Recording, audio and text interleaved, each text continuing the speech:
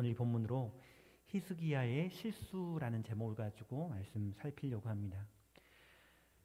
실수라고 했는데요. 지난번에 누가복음 앞부분 1장 1절부터 4절까지 서문을 살피면서 오해에 대해서 다뤘었는데요. 오해와 실수는 좀 차이가 있습니다. 어떤 사실이 있는데 그것에 대해서 잘못 이해하는 것, 오해하는 것은 한순간에 끝나는 것이 아니라 한순간에 시작됐다 할지라도 그것이 고착화되고 구조화되는 경향이 있습니다. 한번 어떤 사물에 대해서 오해를 하지 않습니까? 그럼 그것이 오래 간다는 거죠. 그리고 그 오해를 계속해서 유지해서 가지게 되어 있습니다. 그런데 실수는 이 오해와는 약간 다른데요.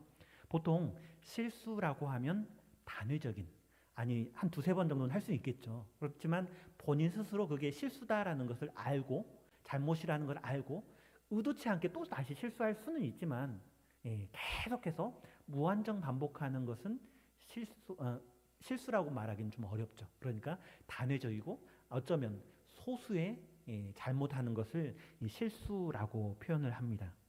물론 사람에게 실수가 참 있을 수 있습니다. 네, 저도 2부 예배 때 찬양 인도하면서 실수가 너무 많아가지고 앞에서 인도하면서 얼굴이 빨개질 때가 정말 많습니다. 네, 잘 보시죠. 저 사람이 실수하고 있구나, 잘못하고 있구나. 연습 때는 잘하더니만 왜 지금 실수할까?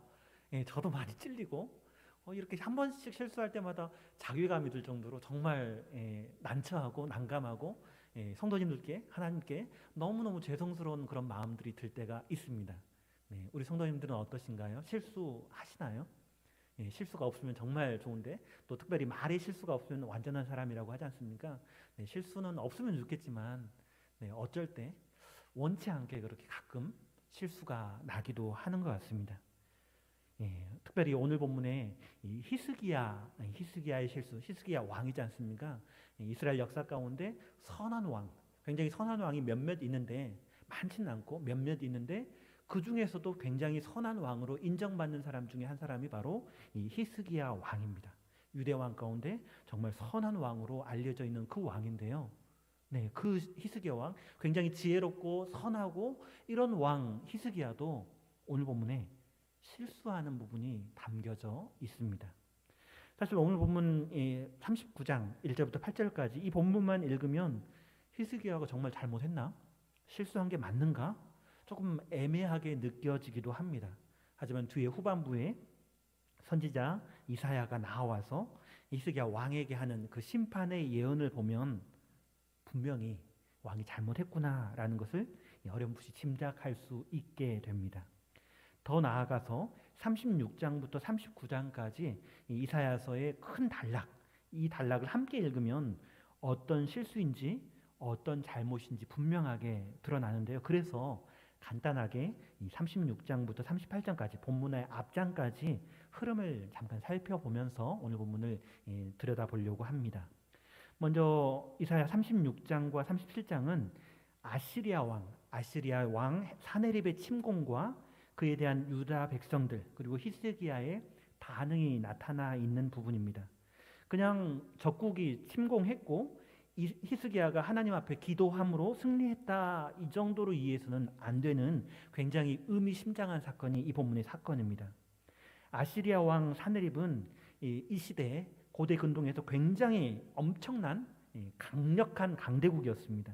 그리고 36장 18절부터 20절까지 그 왕의 신하, 사네립의 신하였던 랍사게가 전한 말처럼 전쟁 때 패한 적이 없었습니다. 그래서 공격했다 하면 무조건 승리를 거두었던 왕이 바로 이 사네립 왕이었습니다.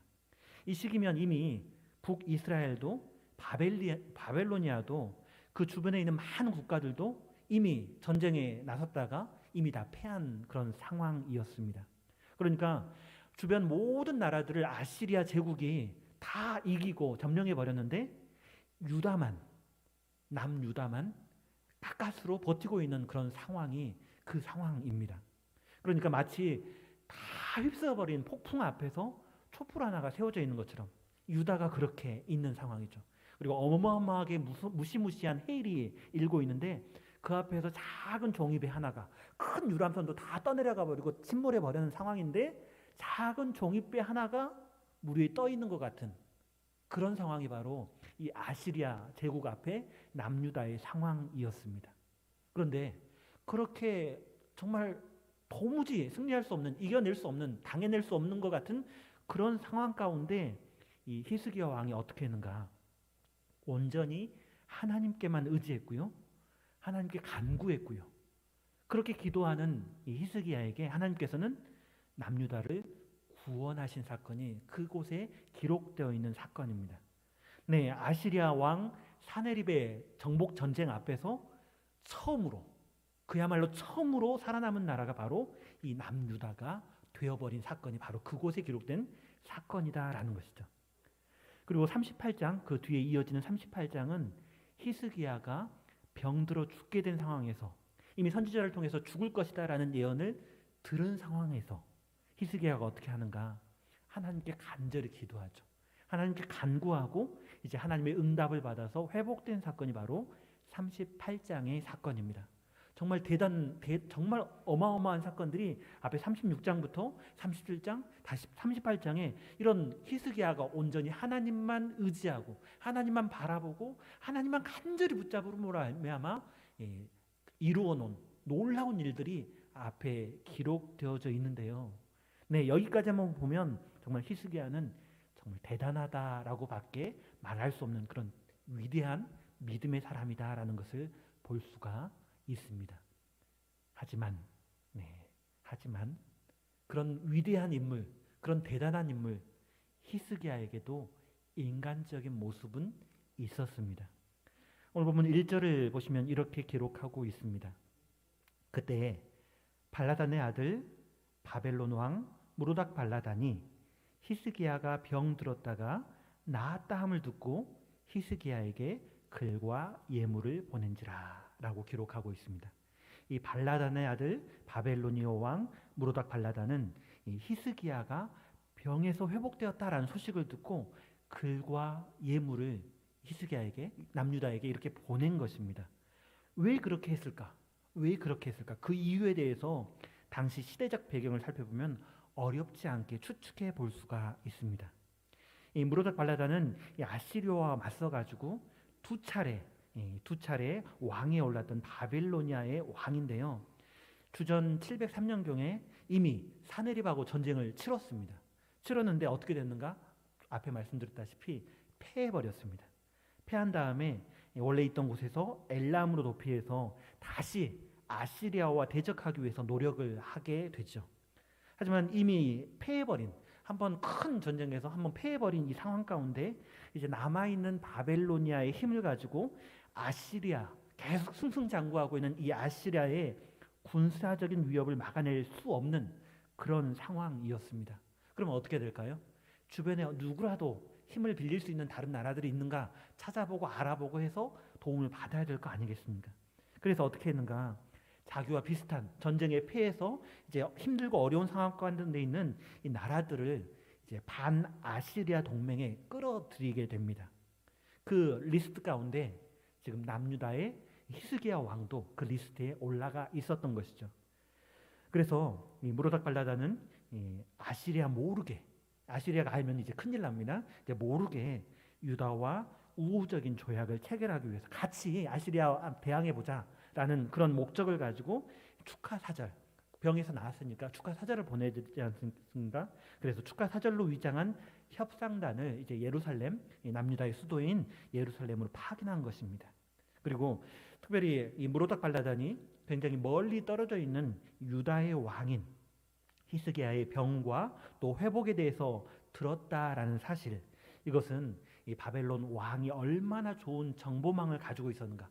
요즘 같았으면 뭐 인터넷으로 뉴스로 뭐 다 들을 수 있지 않습니까? 근데 그런 것이 없었던 이 고대 근동 지역의 그 시대 가운데 히스기야 왕이 병들었다가 죽을 병에 걸렸다가 이제 나았다라는 소식을 듣고 빨리 축하 사절단을 보낼 수 있을 정도면 정말 이 바벨로니아 왕 대단한 왕이었던 것 같습니다. 정말 뛰어난 전쟁 상황 가운데 전쟁을 치르기 위해서 정말 뛰어난 정보 전달 체계를 구축하고 있었음을 짐작해 볼 수가 있는 것이죠.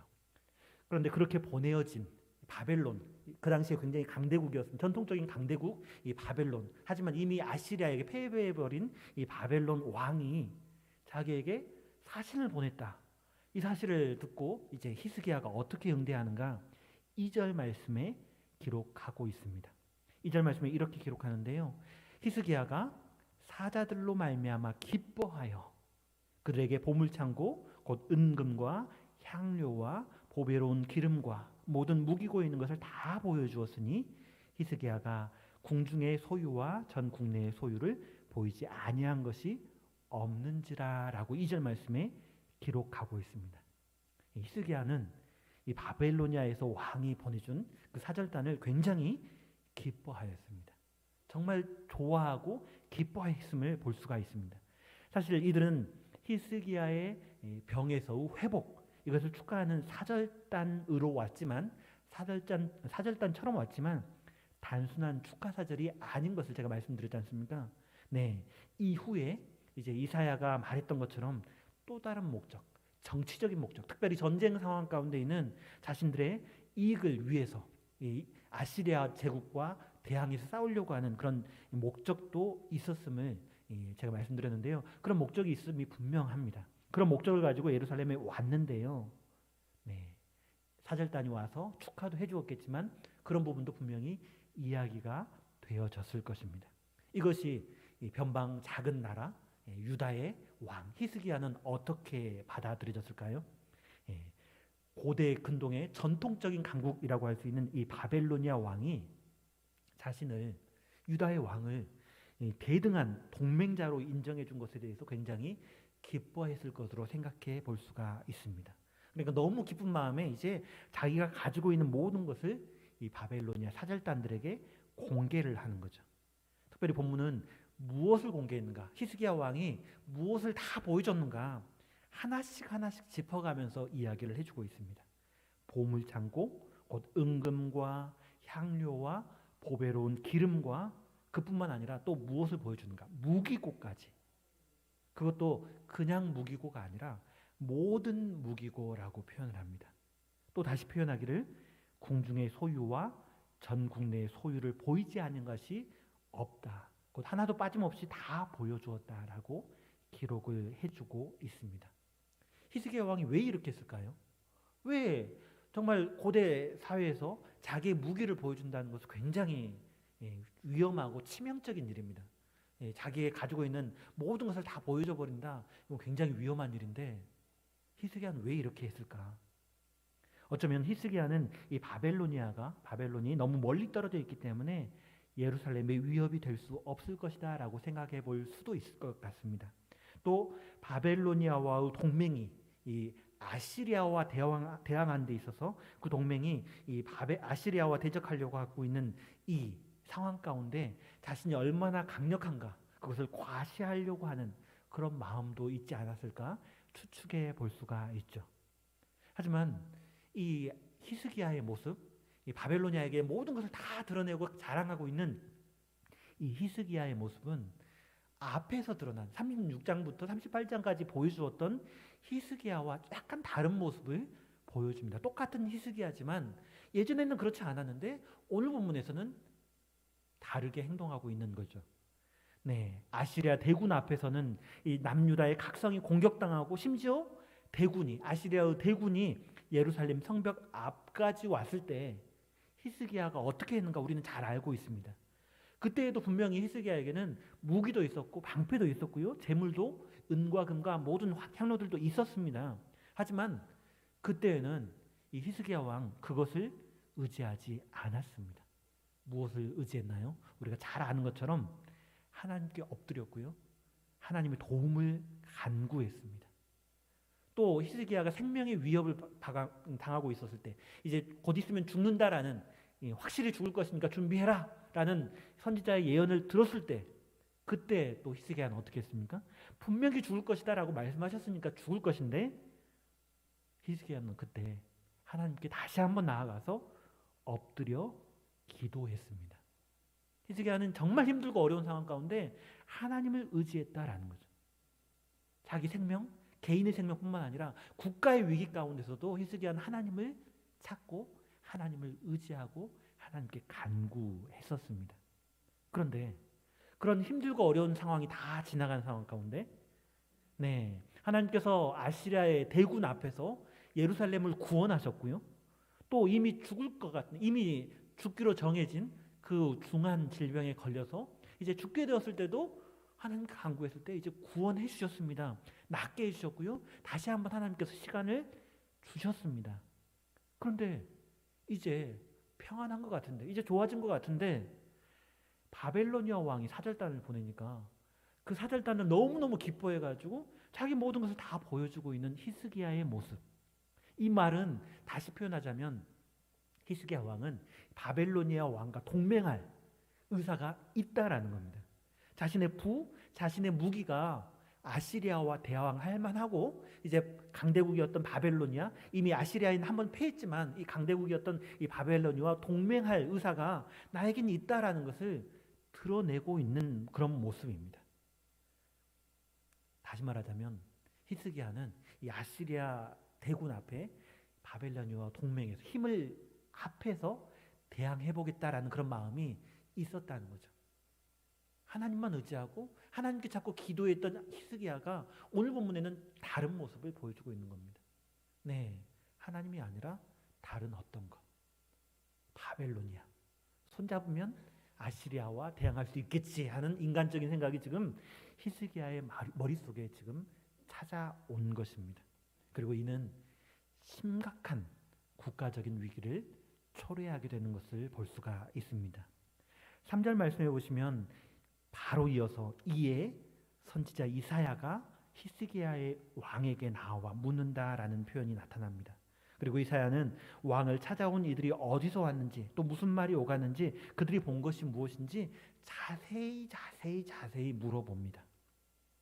이 질문은 어떻게 보면 이 말씀은 3절 말씀은 이사야가 이미 바벨로니아의 사신들이 와가지고 자세한 걸 다 묻고 보고 갔다라는 것을 이미 알고 있다라는 그런 뉘앙스를 느낄 수가 있습니다.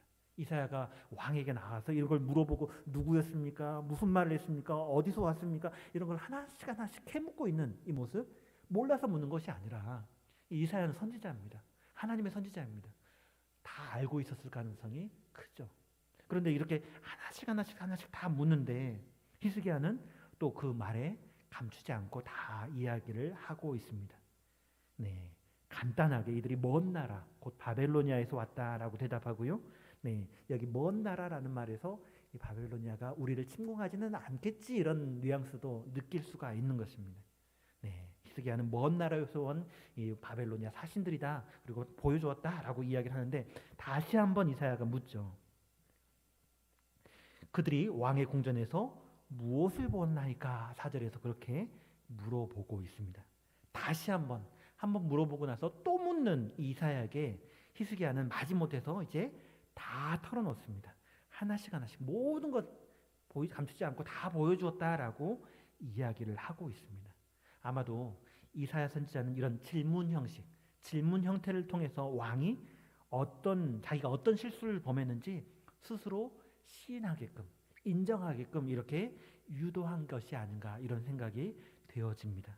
그리고 이것은 간접적이지만 히스기야가 잘못했다라는 사실이 분명하게 드러나게 되는 거죠. 아시리아 대군의 위협 앞에서, 죽음 앞에서 히스기야는 간절히 하나님 앞에 엎드려서 기도했는데 오늘 본문에 이제는 이 바벨로니아의 사절단이 찾아왔을 때 히스기야는 하나님 저기 계시고요, 하나님 여기 계시고요, 저는 제 나름대로 해보겠습니다. 하나님은 배제시켜버리고 바벨론 왕과 동맹을 추진하고 있는 이 모습, 오늘 본문에서 그렇게 드러나는 것이죠. 기도의 사람이었던 히스기야가 하나님의 뜻을 물어보고 하나님의 뜻을 따라서 행하는 것이 아니라 하나님은 배제해버리고 내 마음대로 하나님을 의지했던 이 히스기야가 이제는 하나님을 의지하는 것이 아니라 바벨로니아를 의지하는 것을 오늘 본문을 통해서 분명하게 드러나고 있는 것입니다. 이어지는 5절부터 7절까지는 이사야가 히스기야에게 하나님의 신탁을 선포하는데요. 하나님의 말씀, 여호와의 말씀은 이 히스기야의 죄에 상응하는 형태로 이 형벌을 담고 있습니다. 심판의 내용은 두 가지인데요. 6절 말씀에 이렇게 기록하고 있습니다. 보라, 날이 이르리니 내 집에 있는 모든 소유와 내 조상들이 오늘까지 쌓아둔 것이 모두 바벨론으로 옮긴 바 되고 남을 것이 없으리라. 여호와의 말이니라 라고 6절 말씀에 기록하고 있습니다. 네, 히스기야는 정말 아무 생각 없이 사신들에게 자기 가지고 있는 소유들을 자랑하듯이 다 보여주었는데, 무기들을 다 보여주었는데, 하나님께서는 그렇게 했던 히스기야에게 다윗 왕조가 지금까지 모아놓았던 재물들이 남김없이 모두 바벨론으로 옮겨지게 될 것이다 라고 그렇게 말씀하십니다. 정말 자랑하고 이 바벨로니아 사전들에게 나는 이만큼 가지고 있어, 나는 이만한 힘이 있어 자랑했던 모든 것들, 바로 그 바벨로니아, 자기가 협력하려고 했던, 아시리아 대항하기 위해서 협력하려고 했던, 자기가 의지했던 그 바벨로니아에게 오히려 다 빼앗겨버리고 약탈당하게 될 것을 그렇게 말씀하신 것이죠. 첫 번째 심판은 바로 보여주었던 모든 것들이 그렇게 옮겨질 것이다 라는 것고요. 두 번째는 그렇게 재물만 빼앗기는 것이 아니다라는 것입니다. 어떻게 되는가? 히스기야의 후손들이 바벨로니아로 끌려가서 바벨로니아 왕궁의 환관이 된다라는 것입니다. 유다의 통치자들이 이제 그들에 의해서 점령당해서 왕족들이, 자신의 후손들이 다 끌려가게 될 것이고 환관이 되어서 오히려 그 나라를 섬기게 될 것을 예언하신 것입니다.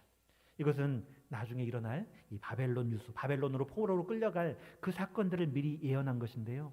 특별히 여호야긴, 히스기야의 후손 여호야긴과 그의 가족들이 예루살렘 궁전에 있던 값비싼 모든 것들과 더불어 이 느부갓네살 왕에게 끌려간 주전 598년의 사건, 그리고 이후에도 또 포로로 끌려가는 사건들이 있는데요. 그 사건들을 가르쳐 주는 것입니다. 유다는 그렇게 파국적인 재앙을 맞게 되는데, 이 예언이 언제 이루어졌는가? 바로 히스기야의 그 실수, 하나님을 간절히 의지하고 하나님께 간절히 기도함으로 병에서 낫게 되고, 또 아시리아의 위협 가운데서 살아남게 되는 이런 놀라운 일이 바로 앞에 있었음에도 불구하고 그 하나님을 잃어버리고 바벨로니아를 의지하려고 했던 이 히스기야에게 하나님의 재앙이 선포되어졌다라는 것입니다. 네, 오늘 본문에서 히스기야의 실수라고 했는데요, 정말 큰 실수입니다. 이 히스기야가 잘못한 것은 본질적으로 따져본다면 무엇인가 아주 쉽고 단순한 겁니다. 하나님만 의지하지 않았다라는 것, 하나님만 경외하지 않았다라는 것입니다. 여기서 중요한 것은 한 글자입니다. 네, 하나님을 의지합니다. 하나님을 의지하고 하나님을 경외합니다. 그런데 하나님만 경외하지 않고 하나님만 의지하지 않는 히스기야의 모습, 그 실수는 바로 그것이었습니다. 선지자 이사야는 강대국에 의존하는 이 남유다의 대외 정책을 정치적인 우상 숭배라고 고발을 했는데요. 하나님을 신실하게 섬기고 하나님만 의지했던 정말 선한 왕 히스기야도 오늘 본문에 그런 실수를 보여주고 있는 것이죠. 히스기야가 어떻게 하는 것이 맞는 것이었을까요? 아시리아와 대항하려고 하는 바벨로니아와 같은 다른 나라의 도움을 찾을 것이 아니라 그 앞에 정말 폭풍 속의 촛불과 같은 그런 이스라엘의 상황, 네, 헤일 앞에 작은 조각배, 그런 상황 가운데서도 하나님을 찾고 의지했던 그 믿음의 모습, 그 믿음의 자세로 지금 이런 상황 가운데서도 하나님께 기도하고 하나님의 뜻을 찾고 하나님만 의지하는 그런 모습, 그것을 선택했어야 했는데 오늘 본문에 히스기야는 그렇지 않은 모습이었습니다. 그리고 이사야가 오늘 본문에 그렇게 심판은 두 가지 심판의 예언을 했는데요, 그 하나님의 신타가 앞에서도 히스기야는 또 독특한 모습, 이상한 모습을 보입니다. 바로 8절 말씀에 그렇게 기록하고 있는데요, 뭐라고 대답하는가? 내 생전에는 평안과 견고함이 있으리로다 라고 대답을 하고 있습니다. 어쩌면 히스기야의 유약함, 무책임, 이기적인 그런 모습으로 보이기도 하는데요. 또는 반편으로 이렇게 생각해 볼 수도 있습니다. 하나님의 심판을 의로우신 하나님께서 결정하신 의로운 결정으로 받아들이는 그런 태도로 보일 수도 있습니다. 하지만 어쨌든지 간에 이렇게 보든 저렇게 보든 간에 히스기야가 잘못했음을 뉘우치고 눈물로 회개하는, 돌이키는 그런 모습은 분명히 아닌 것을 볼 수가 있습니다. 히스기야 왕은 이 아수르의 침입 앞에 그런 위기, 또 죽을 병의 위기를 오직 하나님만 의지함으로, 오직 하나님께만 간구함으로 하나님의 은혜를 받고 위기를 잘 넘겼는데요. 바로 그 직후, 바로 그 이후 자만에 빠져버린 게 아닌가 싶습니다. 하나님만 의지하던 그 믿음의 사람 히스기야가 오늘 본문에서는 자기를 자랑하고 자기를 과시하고 내가 가지고 있는 거 다 보여주고 이런 모습으로 나라를 위기로 몰아갔고요. 마침내 위기가 닥쳐오게 되는 것을 볼 수가 있습니다. 우리 성도님들은 어떠십니까? 오늘 히스기야의 모습, 믿음의 사람 히스기야의 나중에 실수, 이 모습을 오늘 본문에 기록하고 있는데요. 살아오시는 동안에 정말 힘들고 어려운 일들 믿음으로 잘 이겨내시고 살아오셨죠. 네, 잘 살아오신 것으로 알고 있습니다. 네, 힘들고 어려울 때 하나님만 붙잡고 의지하고 기도하면서 지금 한 걸음 한 걸음 그렇게 믿음으로 살아오셨는데 혹시 지금은 어떠신가요? 지금은 평안하고 편안하지 않으십니까? 예, 이럴 때 더 조심해야 되는 것 같습니다. 히스기야는 바로 그럴 때 넘어졌습니다.